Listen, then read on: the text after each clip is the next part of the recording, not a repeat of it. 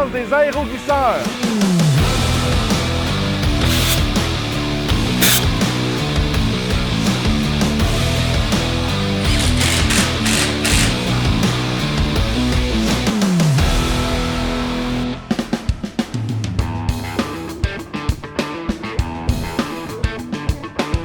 L'hiver, pour nous, est une période très occupée parce que c'est là qu'on a notre plus grosse période de maintenance. Mon nom est Michael Lavoie, je suis chef mécanicien pour les aéroglisseurs de la base de Trois-Rivières. Je suis responsable du côté technique des deux aéroglisseurs. On a des inspections à faire, des vérifications annuelles et quinquennales. Donc, avec mon équipe mécanique, on regarde qu'est-ce qu'il y a à faire.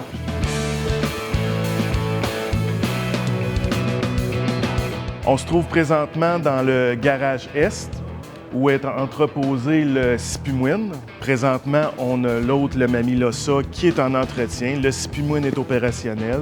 On peut avoir un appel d'urgence n'importe quand pour aller en déglaçage.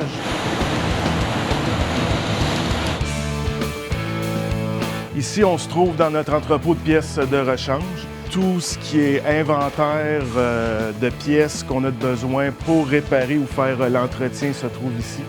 L'important, c'est d'avoir un inventaire assez large pour vraiment nous conformer aux maintenances préventives, puis éviter les délais durant les opérations. Ici se trouvent tous les outils dont on a besoin pour faire l'entretien et les réparations des deux aéroglisseurs. S'il nous arrive quoi que ce soit, on peut effectuer la réparation pour que l'aéroglisseur puisse retourner en service le plus rapidement possible.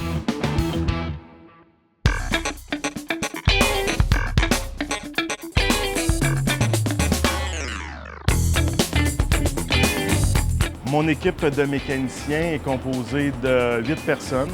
Mon rôle est de superviser les mécaniciens qui travaillent sur les aéroglisseurs.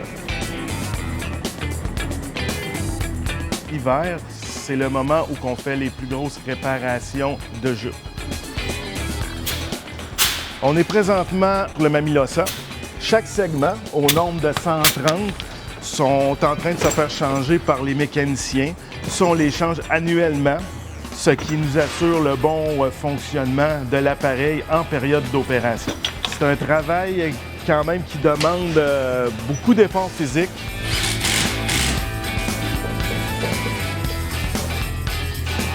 L'air est aspiré par le ventilateur ici, puis ensuite dirigé vers le coussin.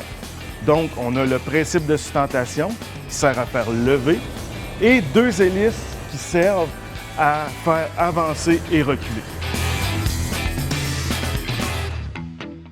C'est des aéroglisseurs, donc c'est pas des navires de plus de 125 tonnes au jour brut, mais c'est quand même des grosses machines. Chaque année, on reçoit la visite d'inspecteurs qui viennent pour s'assurer de la conformité de nos installations, que ce soit mécanique, certificat et que tout soit en règle pour ensuite émettre le certificat de navigabilité.